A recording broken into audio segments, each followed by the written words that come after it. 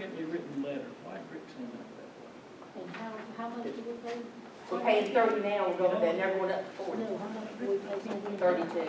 That basically, they want to send a message that there's no negotiation on it. Yeah, it's almost like they don't want you to even send proofs there anymore. If, they may be trying to discourage it as much, but St. Clair County, you're right, the law requires them as soon as they hit the pavement there, so to speak, that it's their responsibility for medicals. Cities can negotiate that away, but they're not negotiating. No, I wouldn't And we sign just that gonna send them all contract. to St. Clair? Do you have that flexibility as a city to take them all to St. Clair or elsewhere? We can take them all to St. Clair. We can take them out of St. Clair? Yep. We sure What's can. the rate for St. Clair? 32. It hasn't gone up in years, has it? Hasn't gone up in about 5 years. I think it was 30. And it may be 34, 32 or 34. I don't recall them going up in my other municipal clients either, St. Clair, that is. If you have an option, he's exactly right. And I'm not sure if the city's ever experienced severe medical problems from an inmate and paid for it, but It can be very costly. We sign them out, we let them bond out. If they say, hey, they gotta go to the hospital, we say, okay, bond them out, Good. signature bond, away they go. So your recommendation is we just start using St. Clair? Based on that contract, yep. yeah, the medical liabilities, he's exactly right. So you don't feel like we would ever be in a position that St. Clair County didn't have for space? No, we've always had space. Okay. I just don't want you guys to be pushed up against the wall without someplace to take somebody that needs to go to jail. We've got to pay Trustville $55 an hour to go sit with our prisoners until we get there, at the hospital, and, I mean, it's just, that's, Okay. So you just want to do away with them being housed at Trustful altogether then? yes, I think that'd be the right thing to do. Either that or play this out until they kick us out. Don't sign it, don't say anything. Till they say, hey, when was over, we're still thinking about it. I like the way he thinks. That's actually pretty smart. Really? Just ignore it. Yeah, I mean, don't sign it at all and just keep Yep. on. Yep. And Until they say something. that's my recommendation. Okay, we'll just table that then. And if they send you away, you go to St. Clair. That's right. Yeah, when does our contract run out, the current contract, is it already gone? It's expired. Yeah, it's already. They saw a new way to make sure that. Okay, we're going to table that then? Everybody in agreement? No, I'm serious. They really will. Okay.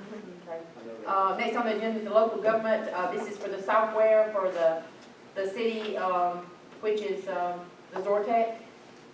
And it's coming up in November, I think. When this, October, November, I believe is when it was. Let me look and see. No. Yeah, October is when it comes up again. So we've got to decide if we're going to continue with this same software. We're going to try to switch to somebody else. I spoke with the auditor last week about us switching software, and he said that let him check on Peachtree because the QuickBooks is not for a city. He said that it is not big enough to handle the stuff that we have, that it's really basically for small companies and all. So he said that would not handle us very well at all. So he's going to check and see about Peachtree. But I wanted to bring this up tonight so that y'all will know that by October we've got to make a decision whether to keep this or go to something else, so y'all can be thinking along the lines of, do we want to switch? Well, what we had talked about to begin with, I think, was at the end of the physical year would be a good time to switch if we're going to. So that would give us, it would give the auditor enough time to look at Peachtree and make that determination before that's due. Peachtree is a great program. I actually highly recommend that. Actually, it's better than QuickBooks. It's pretty user friendly, and it's cost effective. Yeah. It'll handle the volume. Well, I just want to bring this to y'all's attention that we have gotten the bill and everything, and so start thinking along the lines, are we going to switch, we're going to keep what we got, and let's try to get some information on Peachtree to see if, 2 points I would add. I would agree with what she just said. I've heard really good things about Peachtree in the past. The second point is you might want to obtain it and have a like a month ramp up so you go live on all certain. Yeah, I don't wanna wait to the deadline and then have to come in and try to do it. We need to do it Because before. it takes time to get, because you gotta get all the information that you have on your other software Transfer. Yeah. into it. Go live on October 1. No, no. So, hate to bring this question up, but are we gonna be ready on September 1 to transfer that data? on October? If we go with Peachtree, then it shouldn't be that much of a problem to transfer everything. If we've got the numbers to transfer, I think is what Tony Yeah. said. You know, we're gonna have that, we need to shoot for, we need to, let's back up, let's say, we need to shoot for having numbers on September 1 for October. I think it could take a little longer, September to October, it'll probably take somebody a little longer. I would like to say August, I would like to say the 1st of Yeah. August, and that give us 2 months. Index it all in. Yeah, Yeah, I don't know. because you have to manually put it on there. However long it takes, we need to Yeah. Well, what, I mean, you ain't gonna do it in a month, is what I'm saying. Yeah, that's what I'm saying, But but I don't know how long it takes. weren't they talking, Yeah. weren't they talking about having the totals to be able to switch instead of having to, I don't know how. Everyone's in there should be able to. Every posting, just at having to enter your totals and bringing the totals into the new program and starting from there. Is that right? I mean, is that what you? For me, I mean, it sounds good to me, but I don't. I'm sure that you got other information that also has to be put in there. Well, yeah, you I can mean- put all your companies and. Right, that's true. Their addresses. Sure, yeah, and yeah. People would if they import have most of any that I'm worried about over. numbers. These people, they have a test period, but you can have to use your whole numbers over. I think not even having all the data that you need to go, I think that the importing process, including the vendors and the department codes and things, Yeah, all that. all that you'd have to manually put in. But I like Ann's idea though, August the 1st, and then we'll have 2 months to be able to, if we're gonna switch, then we need to do that within that time. I just want to give y'all the information as to what I was told by the auditor today, last week. I bet you Peachtree representatives or somebody there. And that's what I would suggest, that we call, as soon as Mr. Cork gets back with me. He was gonna get me all the information, and he said he should have it next week. And as soon as he calls me that information, I feel like we need to call them, set up an appointment for him to come out here and talk to us, and let them go over exactly what their software does. And you know, the cost of it and all that stuff. I would like for them to talk to the whole council, and not just one person.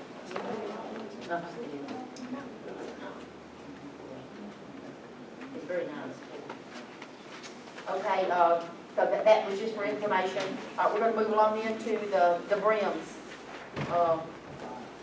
And we did find, Casey did go back there and find where they were paid last year. Something, it wasn't in the computer, but there was apparently a check, and it probably went into that, that fund, we're down there where that they were, not sure where to put it. So they just, Miscellaneous. yeah, they just put it in there. How much did we spend last year?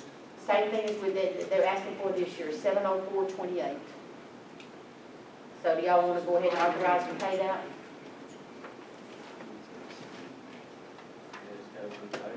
You want to explain to everybody kind of what they do? Does everybody know what they do? I didn't.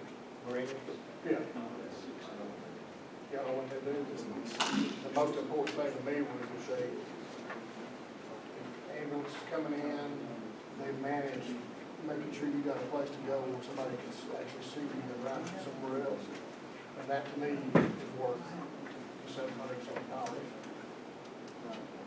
BREM is Birmingham Regional EMS Service, that's what that stands for. They basically coordinate everything, basically in central Alabama. The Trauma Control Center, which is a hospital, when you got a trauma patient, needs to go to a surgeon, like immediately go straight through the ER into a surgeon. They coordinate where they're available. If UAV's full, or one hospital's full, we don't want to take them to there and have to divert back to another hospital. They coordinate that stuff to the TCC. they coordinate some of the rock studies, which is improving EMS care. They change a drug to a certain agency, and they study the results from that drug from that agency, if it had positive outcome or negative outcomes, over and above our normal stuff that we do, things like that. They will mediate with the state if an individual medic or EMT is being accused of something or has some sort of infraction. Same thing with the city. If the city in general will have some sort of infraction, they would help mediate, stuff like that. And they do multiple other things, but they coordinate regional training, things like that. It's a very needed service, and they directly save lives by doing that, but they're behind the scenes. You don't really hear about them or see them. And we did budget $500 in the budget this year to pay them. And same thing last year. So we're just $200 short. Right. So we budgeted 5 last year, we paid them 7. I imagine 7 is what they billed us. 704.28 is what the bill Sounds like something I is. don't really Same as do. it was last year. Farming, in or out. I don't have a problem with that. Okay, CCI, Tony, that's your, Yeah, I got a call from CCI today, they were planning on having somebody here today to go over the rest of that proposal. And they ended up having to go to the hospital. thank you, The ma'am. other person that could do it, one of the owners, had a five, so. So we've heard all, I mean, we got this on the front end. Yeah, mine was The whole proposal. They broke it in half, and we already approved the first part, and that's the second part, so. Everybody feels comfortable with it, and vote on it, or we can wait. Since we got the shelter put ahead, you know, there's nothing that says we're gonna have to without no. Would y'all rather them come back out and talk to us about it, or do y'all feel comfortable with it? We agreed to break it down into the sections.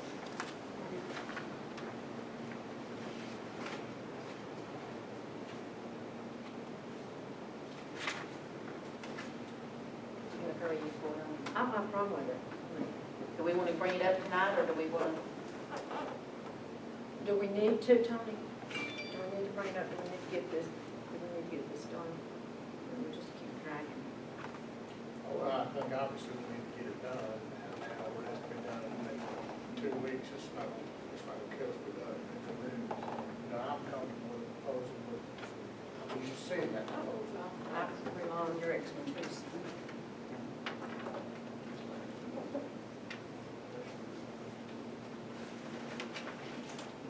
But do y'all want to bring it up tonight?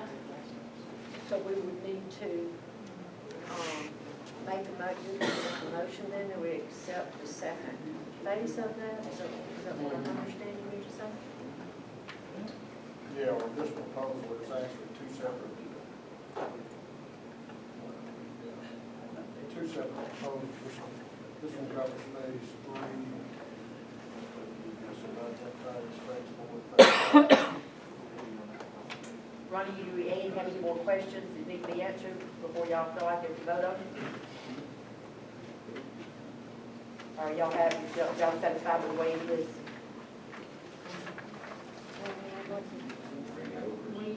I'm good with it. I'm good with Have it. y'all read it? No. You read it? Did you have it over the weekend? You have access to it over the weekend to read it? I didn't get it Tuesday. I worked 78 hours this past week. It was in your box on Friday, so Well, I don't get it out here. you can get by, well, it's important that you have your materials before council meeting so that you can read over them, so that we don't end up holding up contracts and, I don't see where it's gonna hurt us to table it for, put it on next week's agenda. Y'all want to table it and put it on the next agenda? I would highly encourage the council members to come by and pick up their materials prior to the council meeting That's why the clerk prepares the documents that we need to be prepared for. Well, when you have council members that work full-time jobs and not all, I work full-time job. I work from 6 to 5 every day. City Hall's Well, closed. You could probably make arrangements with one of the police officers or one of the firemen to have your materials for you that you can pick up after hours. Is this all we have? That's all we just, or we can get together before Friday, before the weekend. Well, the agenda is open until Thursday. Documents were prepared and they're in your box on Friday. So, just like I work a full-time job, this is my job too. And as an elected official, part of that job is to have the documents that I need read so that I'm prepared to do the city's business on the meeting nights in the cities. So do y'all want to table it until? So just table it till next time. You table it or you What do you want to go ahead and bring it up, Tony, or do you want to table? Let's table.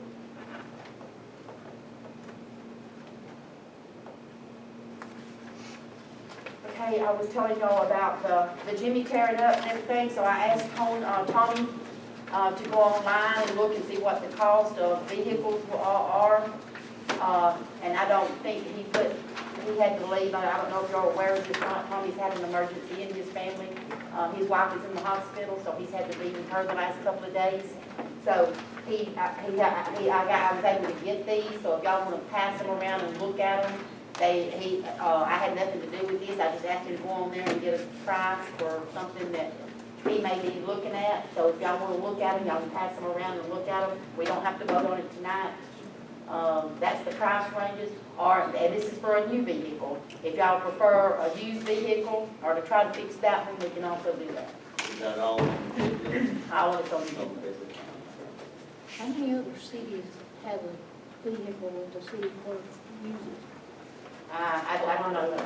I do not. They either have a vehicle that is available for city business or the mayor has a vehicle. Or they get paid mileage? I can get paid mileage, but I'm not charging mileage.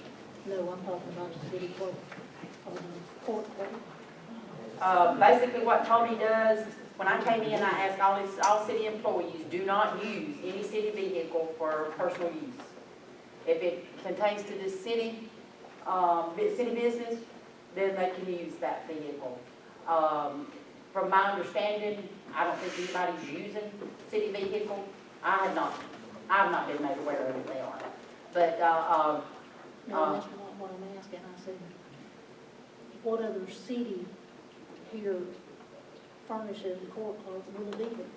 I have no idea. I would think that is different from most. We don't, and that's him having to go to jail, so he's either got to go to Asheville or to Trussville. And I don't think, yeah. And he also, yeah, he's the magistrate too, so he has to go within a certain period of time, once they're jailed, he has to go make I sure know all that. the magistrates that I know, they use their own vehicle and they get reimbursed mileage. What kind of liability would we have? Yeah. Well, and then you're asking somebody to, mileage is nothing compared to the wear and tear on your car. And if you're like me, I don't know that I'd have a car that I'd trust to drive to Asheville at the drop of a hat, whatever time of the day or night it is. So, you're basically asking somebody to furnish the city. And also, if you will look on this second page here, the judge sent this letter. Judge Chambly's the one that sent the letter to me. Okay, on this second page, I asked him what fund this is going, it would be coming out of the JAF fund, which is the judge's discretionary fund. So basically, this money can only be used like for a metal detector, something for his court in here. And this is what we've got in that fund, so you pass it around, you can see what's in that fund. And that fund can only be used for certain things. Where does his fuel and insurance come out of? We pay it. We have to pay the We fuel. pay, it's a city vehicle. It's a city vehicle. The court gives us a certain amount each month. Well, then I'm confused. So it comes out of there, out of that. Comes out of So that the fund. insurance, the fuel, the maintenance, the vehicle, all comes out of the court fund? No, we have it. Some of it comes out of the general fund, some of it comes out of the court fund. Since that's a city vehicle, and other people has driven that vehicle and stuff, we also use it for a city car if somebody needs to go somewhere or something. I don't personally drive it, but the clerk sometimes drives it to the bank. Amanda's had to drive it before. Katie had to drive it before. Several different ones has driven it before. But basically, Tommy's the one that's the driver. But we pay a portion of it out of the general fund, and then part of it comes out of the court fund. Just like part of our utilities comes out of the court fund. No, Tommy driving us back and forth home He does. as well, so he's not just, Well, when he drives it home, he's on standby, he's on call. If they call him from the jail and he has to go to the jail, then he's just like a police officer or a fire chief. He's on call to go in, and he has to be there a certain amount, time. So he drives it home, because he gets called out for weekends, he gets called out at night sometimes. So, he has to go whenever, he's got a certain length of time to get there and make their bail, for them to be able to bail out on, or their bond. But those are the vehicles that he's chose. We don't have to vote on that tonight either, but we need to decide, because right now he has nothing except that Crown Vic, and they're having to jump it off every time that he gets in it. It's not cranking. like I said, all I know is, all the magistrates that I know, they use their own personal vehicles. Who all do you know? Well, I know the magistrate at Steele, she uses her own. Of course, Angela, she uses her own. I mean, Trustful does not furnish her with a car. Steele. Well, it doesn't matter to me. They're engineers with a car. In Trustful, their prisoners are at their jail, so she didn't have to go do that. Yeah, I don't think I would ask somebody, if we're talking about somebody going somewhere once a month or once every 6 months and going to Montgomery for some class or something, paying them mileage, that's one thing, but asking somebody that's got to be available to go 7 days a week, $365 days a year, I think that's asking a little much for them to drive their personal vehicle, even though they get paid Well, mileage. I know they all do it, for everybody that I know. Well, this is the fund, that the money that's there, this is not coming out of the general fund. This is a recommendation from the judge. There's his letter recommending that we do this using those discretionary funds. If they got it in it. So,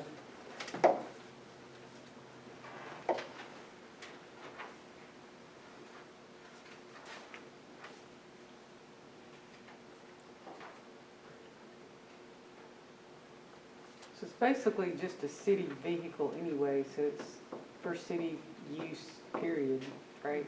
Yeah, it can be used for city use. and if there is a city vehicle here and the mayor has to go to meetings or to anything pertaining to city business, then that vehicle would be used.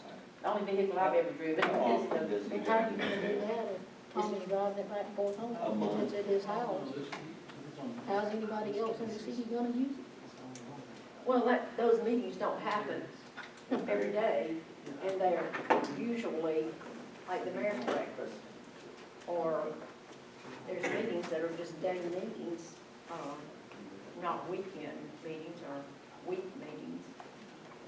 Did he have any input as to what kind of vehicle that? he just said that if we got something, he would like to have something, some kind of SUV or something like that, so it could also be used for city business. He doesn't care about a small car, and he doesn't care anything about a truck, because he said he would like to have something that could be used for city business also. If he wasn't here, if the city clerk needed to drive it somewhere, they would be able, could drive it or whatever. He said that. You talking about leaving it here on premises because not driving it home, but leaving it here and letting you come by and picking it up? Is that what you're saying, or? No, I'm saying that he said. All of If that he's can not be decided here, later. yeah. What we need to decide is that we have the funds in that account. The judge is suggesting to us that we purchase a vehicle out of that account.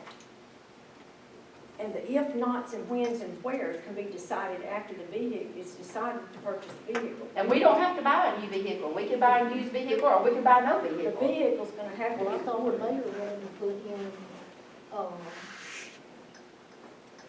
metal detectors. Well, that's right, and that's what we're still planning on having some money left in there, because we're not gonna buy the most expensive. $7,000 in that tank. Vehicle's not gonna be even half of that. He just put those in there. He said, of course, he didn't want the most expensive. He was just showing the prices. Yeah, I So know, yeah. it doesn't matter. He said he would go a mid-range, it's up to us. He doesn't care. And we don't have to buy one at all. Yes. In my opinion, we do.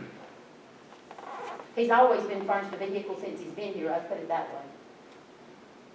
And the city clerk has driven that vehicle on several occasions. Just because things have been done in the past, don't mean there's good What is law your, to do what is it. your issue with purchasing the vehicle? What is your issue? Tell me, I just want to understand Well, for where the your cost hesitations basis, are at. The money's coming out of out of the judge's fund, it's the judge's recommendation. But yeah, you're paying insurance, you're paying gas, We're you're paying paying insurance and maintenance. gas now, and Well, I maintenance. know that. So we're paying all those things already. If I'm driving my personal car, I'm not buying the gas for it if I'm doing city business. And I'm not paying all the maintenance on it if it's city business, because you're talking about wear and tear of your personal vehicle. So if I'm driving my personal car and I'm getting what the state allotted amount per mileage is at any given month, and I have a wreck in my personal car, then my insurance is going up. And if I have a wreck and somebody's seriously injured, then I have no car insurance because I'm driving my personal car at 59 cents a mile reimbursement for the city. I'm not doing that, and I don't think we should expect our employees to do that. Yeah, because I'm not sure The that, fire chief's I'm not in, sure that his insurance company wouldn't require, or may not even cover him if he's using it. No, on the a city's consistent responsible. basis. The city's responsible if the city employee is, especially if they're on duty. Am I right, Mr. Blair? even on your lunchtime. So, I mean, I could charge mileage from when I'm doing, and I'm just about every day, but I'm not charging mileage. I drive my own vehicle, but I don't I pay for my own gas, and I don't charge any mileage. well, I would not advise any employee to drive their own vehicle to do city business. I wouldn't do it. And I don't care what other municipality does it, I would not do it because of the liability to our employees. Well, like I'm saying, the city's still liable. If they're doing city business, regardless of what car they're in, the city is still liable regardless. So if the city's not paying that insurance on that vehicle and there's an accident, The city can still be sued. the city can be sued. So do y'all want to have some more time to think about this? What do y'all want to do? I mean, we've been sitting here an hour and 10 minutes. We need to go ahead and hurry up and go into our executive session. We still got some other things to talk about.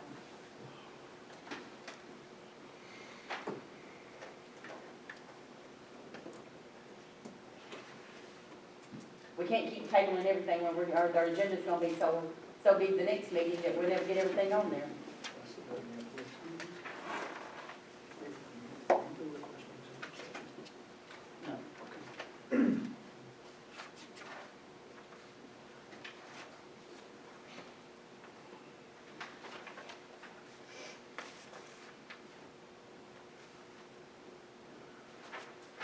Does anybody have any other suggestions?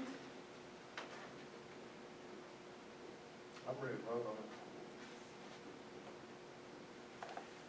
What is actually wrong with the Jimmy?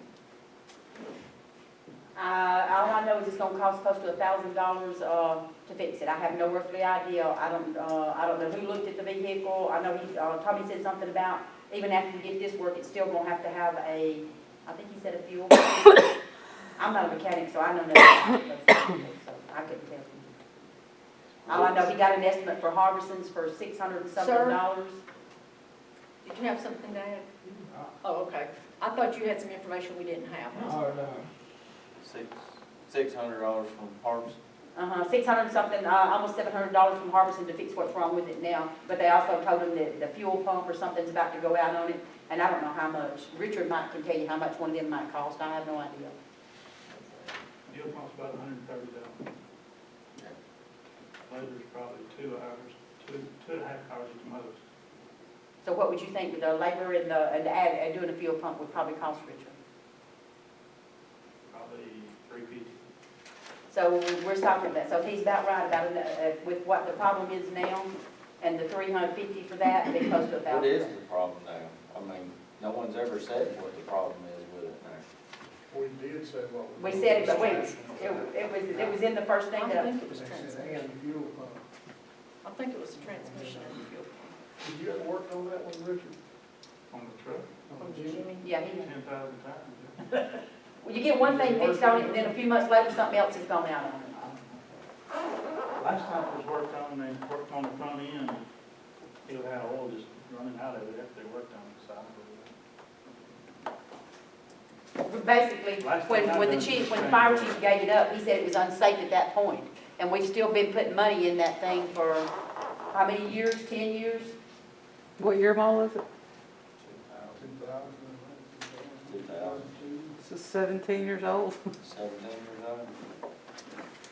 My recommendation is we don't put any more money in it, because I feel like that with all the problems we're having, we're just patching for a few months, and then we're gonna go back and do something else. I think you're right. I think we're wasting taxpayer dollars by doing that. So do we table it, or do we put it on the agenda? It's on the agenda. Why don't we look at, and I didn't write this down when I was looking at that, the prices of the vehicles that he has marked. He's got all the way Minus up the from 40. pickup, minus the pickups. 'Cause he- Okay, we can say that right now, or I can go over that right now and tell you what he's got, because he put stickers right where that sticker is.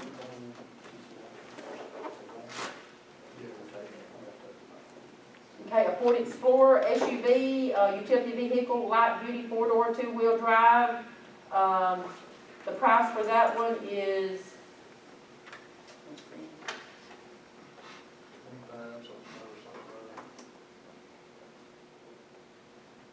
unit price, y'all might can see that better than I can even see it, can you see Tells it? it right there somewhere. Right up here in that little box, I can't see what it says.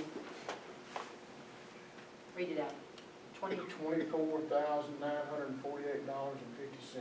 that's for the Ford Explorer. All right, let's go to the next The one. next one is a Ford Explorer, except it's all-wheel drive, and it's $26,749.50. Pickup truck was $23,207.50. That's a F-150. I think we're gonna get something, it needs to be, something bigger than a pickup truck or something like that, I think. A Taurus SE. Let's skip all those two ones he marked there. All the tabs. Okay, so that was on the two, was the Explorer. So $24,948.50 for a two-wheel drive and $26,749.50 for an all-wheel drive.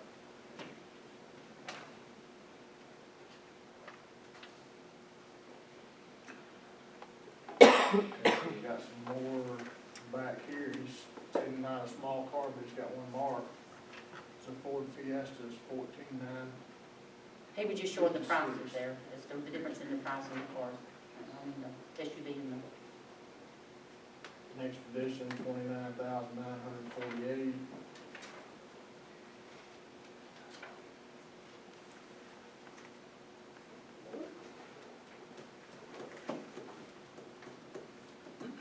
Tahoe, Chevrolet Tahoe is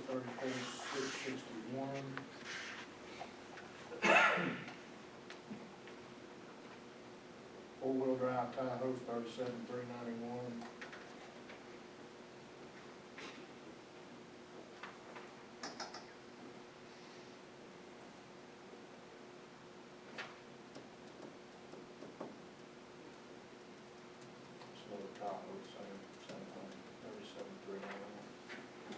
And those are the ones he marked.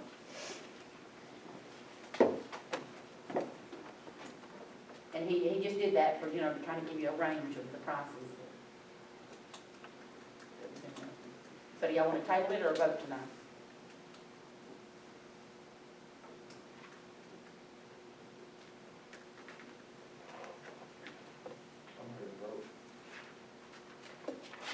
Okay, somebody bring it up then and we can. Okay, the next is the EMS state. This is another reason I tried to contact you, Ronnie. We got a check for Katie Lane and for Tom L. Smith, which that work has already been done. But we got a check for $15,349.16. And once the work is done on Katie Lane, then they'll send us another check for $2,500. And I pulled this is what the description of the work that had to be done on Katie Lane.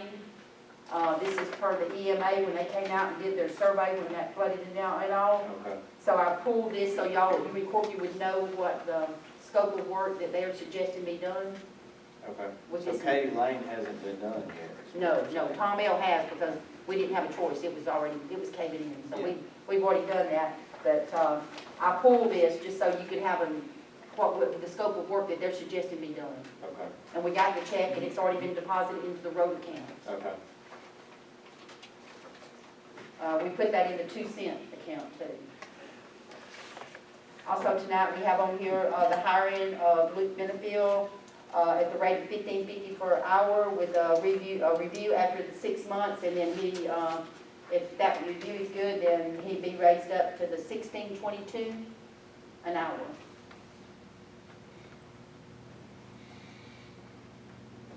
And I have his application here, if anybody would like to look.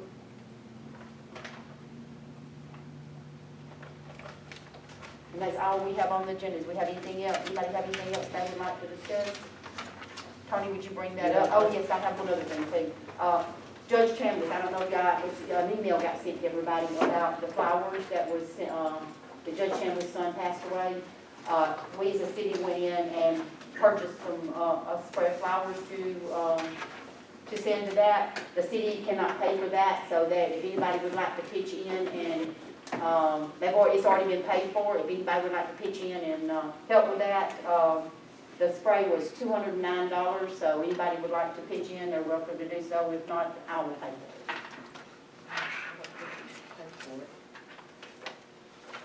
Does anybody have anything else to add? Yeah, over the last few weeks or really the last couple of months, I guess, in dealing with situation, we found out we don't have anything in our ordinances, in our descriptions or anything that addresses hours for salaried employees or anything like that. So I think that we need to, and I don't know that we have to do this tonight, but just to think about it, we need to address that and put it in the handbook as to what hours we're gonna work for all salaried employees. I would also like to see a job description added to that. What each department head, the chiefs, the clerks, everybody, I would like to see a job description added to that, because right now we have nothing in our ordinance or resolution or anything that shows what their job description is.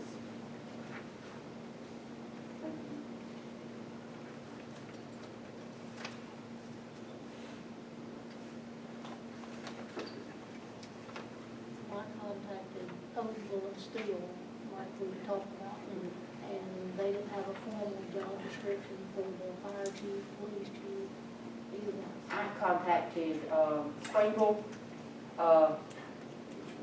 They did not have one, but I contacted Asheville, and they're working on their handbook right now, and they just happen to have Pell City's, what they're requested, their job description and everything. Now, it doesn't say anything in here about the hours, but it does have their job description.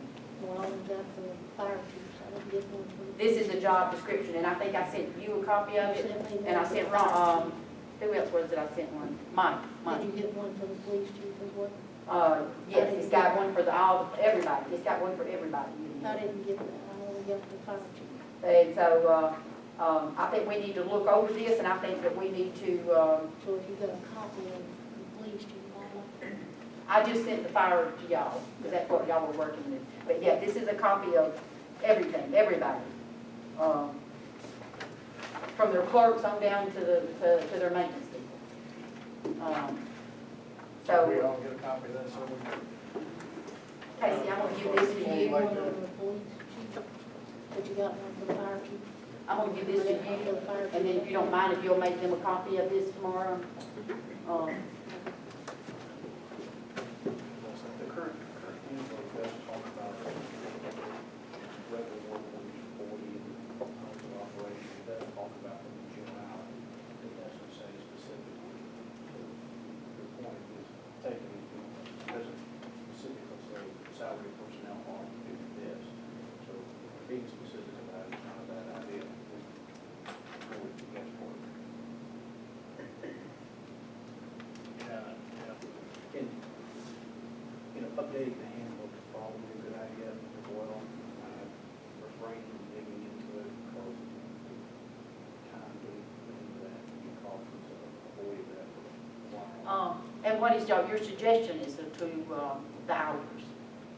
I mean, I think the hours should be the same for everybody. I mean, obviously, our firefighters and our police officers, they're working shifts, so they're not going to be here at that time. But for the chiefs, the clerks, and everything, I think it should be the same as the hours that we're open at City Hall.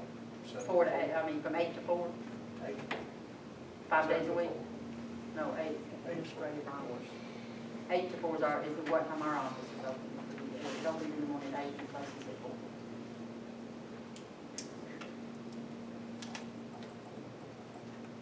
So that'd be for the fire chief, the police chief. And the clerk, um, the salaried employees, the salaried employees. The court clerk's salary, she's not salaried, she's hourly. But her hours are still basically. Yeah, she knows what her hours are, she knows she's here to be here to make them. What is it? 8 to 4. 8 to 4. Or sometimes he'll come in at 7 and takes 3, because I told him he cannot get any overtime hours unless it's been approved. So sometimes he'll come in at, sometimes he'll come in at 7 and get off at 3, but he usually clears it with me before he does it. And I don't have a problem if, the chiefs need to come in, would come in at 7 and leave at 3, and everything, as long as they're here during, if that's what the chief wants to do. Yeah, I think that needs to be a generality. That's the way I've always worked. We had hours, but now we didn't always, we could shift them around, but you, as a generality, you got to have. So, not necessarily, if you need, if you do it right at all, So are you gonna bring that up tonight for a vote, or you want to, us to think about it, what? I think we need to get a copy of that and go ahead and formulate the whole thing, the hours, job description. So you want to table that then until a later date, so everybody's had a chance to look through that? We're going to do the description too. Hours, I wouldn't have a problem doing it tonight. Can we do that? Can we do that? I'm sorry, I'm sorry. I missed that. Go ahead, Tom. The mayor asked if we wanted to vote on that now or not, and I don't think we can. I wouldn't be ready to vote on all the description stuff, I don't have any idea on that, but for hours, I mean, it seems simple to me that we can do it, the hours, if we can do those two things separately, and incorporate both of them as revisions to the OEM. You said both. Made an hour separately from the job descriptions. Sure. Yeah, as a blanket statements, and the full campus updating to identify salary employees to work these hours when we decide. Yeah, absolutely. At such time as you want to make full revisions to the handbook, you can do it. So do you want that added tonight to the agenda? I mean, that's fine, hey, I don't, That's because the job descriptions are unique to a position, so you wouldn't necessarily say the normal work hours of this position would be asked, it would just be whatever the city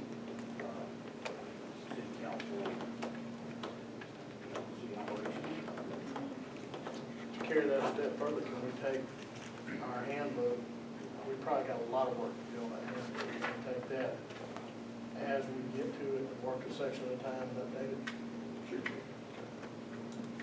The only question of that is, what are we gaining by doing that? What are we gaining by doing that? Yeah. I think that's just a standardization. No, if you look at all the job descriptions, it's non-typical hours. No fire chief, no police chief is bound to those hours. We'd be the first one in the entire region. No, I wouldn't agree with that, I don't think. Well, I mean, you have to look at the job description, and it says clearly in there, non-typical hours. Yeah, but you're on call, you're basically, you can be called out 24 hours a day, 7 days a week, 365 days a year. Is that right? But I think having a set of guidelines to say, you know, this is an administrative function and we're here, you know, for this many hours a week. Right, there's a reason why most cities don't do that. And that's what we're trying to get across, but I don't, What would that reason be? because it's non-typical, 24/7, not Monday through Friday, 8 to 4. But how does that affect it? If you get called out Sunday night, 12 o'clock, you gotta go where, if we say you gotta be here from 8 o'clock to 4 o'clock every day, Monday through Friday, that doesn't mean you don't go out Sunday at 12 o'clock at night. Well, it might, if it starts to get into a gray area, whether you're a salaried employee at that point in this position. Is that true? I don't know how that gets into a gray area. I think the gray area is already here. I think that's the problem over the past few months, is that is currently gray as we speak, before a position is salary versus hourly. You can't have both. You have to either treat a position as salary and exempt under Fair Labor Standards Act, or it's hourly. One or the other. It's either hourly or exempt, one or the other. And it's exempt, then it doesn't matter how many hours on the high end somebody works. So the gray area is over here. It would provide clarity. I would submit that the handbook already provides a certain level of clarity. It talks in general about the normal business operations of the city. Being specific as to salaried employees just adds more in my legal opinion.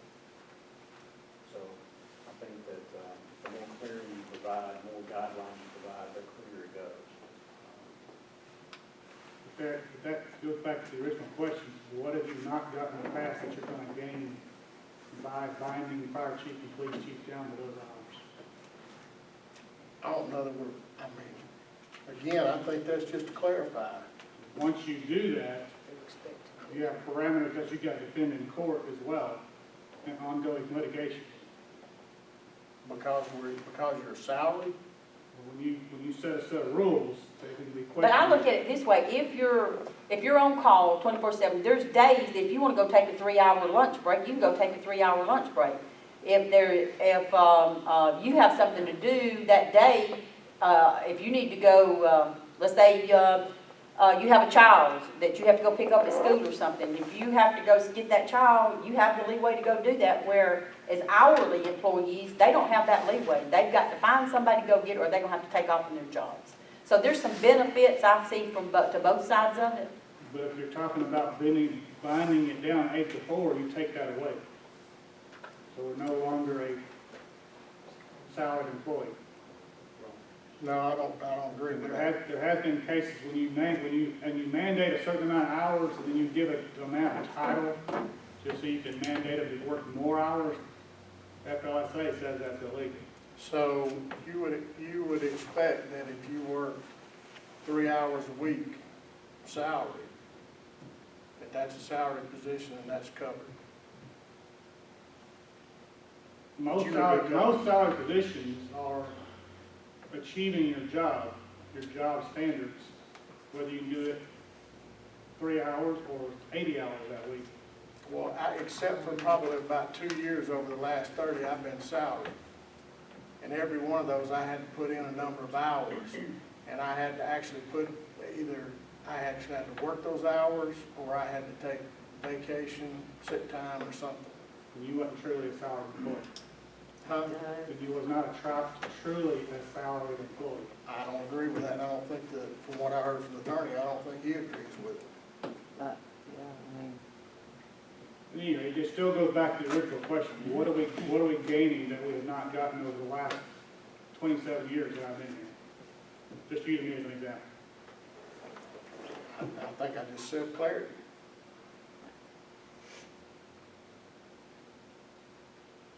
I think it's the clarity to the point that we know that those days and those hours, we're gonna have administrative chiefs in the city. But I'm just saying there's a reason why most cities do not do that. Even the attorneys could not name that many people that would recommend doing that. Well, The in cities- talking, The cities that I'm not trying to pick on him, but I mean, even he could tell you the other cities that he represents do not do that. well, in the different municipalities that we talked with this weekend, and they have a section on Ask the Attorneys. And anybody in the audience can submit questions, and there were several similar questions asked. And the general census around us was that their chiefs and their clerk, that court clerks or whatever that are on salary, they're in their city hall during administrative hours. And who were they? Well, I don't know the specifics, it was just people in the audience. I haven't found one yet. No, I'm not trying to be rude or blunt, I'm just saying, when we do this, we're going really too deep into it when, you know, you're binding down people that are dedicated and put a lot more than just 80 hours of pay period in. You're losing, you're binding them down where future chiefs are not going to want to come work here under those conditions. Well, I would have to ask, what are we, if we set those hours, what are we taking away? You ask, what are we gaining, what are we taking away by setting those hours? Like I said, you're buying, no fire chief or police chief really wants to come to work under those conditions. they don't want to come to work during the day? Under what They're conditions? it's not they're not coming during the day. Like me, I'm here 95% of the time, I'm here at the station. But there are times that's why there's comp time. that you need that We don't fluctuation. pay comp time. We don't pay comp time. You don't have comp. No, I do not get comp time. Salary employee doesn't get it. the police chief or the fire chief does not get comp time. Nobody gets comp time here that, well, I take that back. Certain city clerks receive comp time for something that we don't know what for. But the police chief If and a the city fire clerk chief is- does not get. Another attorney, the previous city attorney has already said just the opposite. I That believe. the police chief and fire chief are not salaried as they're being worked here now. But they're not salary. Said what? I'm sorry, The, I was listening to Amy. there, I thought that was my mistake. no, there's no comp, we don't pay nobody any comp time. There was, 2 city clerks that I know of that was paid comp time at one time. Or something, I don't know what, but they were paid. The city clerk is hourly. I know, but they were paid comp time. That would be overtime. Not if it's listed as comp time. I don't know how you do that. I don't either. If you work over, then it's, if you work over But I know our 40 fire hours, that's chief or overtime, our that's police time and a chief half. does not But, get paid you know, comp with, time. Ian pulled some minutes from previous years and everything, going all the way back to 2013 and everything, and there's questions in here from the previous administration about the, taking sick days and, vacation days that without, and that, you know, that we're asking that for not to take, for it not to be counted against them, you know, and everything. We've got to clarify as to what basically can be done. Because, I mean, it goes back 2013, 2012, and all, whether there's, the previous administrations is asking the same questions. But can we work them like that and not pay comp time? If they're salary, then they're exempt from the Fair Labor Standards Act criteria. Okay, so they don't get paid comp time. Hourly employees, if they're classified by this city as hourly, they can get comp time in lieu of overtime pay because, well, just because of the nature of the job is hours could be long in a given work week. So, but salaried employees are not typically given comp time for obvious reasons. So, well, we don't pay them comp time either. So, do you want to bring this up tonight, go ahead and vote on the hours? I mean, that's what everybody wants to do, I'm ready to vote on it. Okay, bring it up then if you, that's what, okay, does anybody else have anything else? If you want to vote on it, then just bring it up to me. And we'll have to add it to the agenda along with the Jefferson County Commission agreement.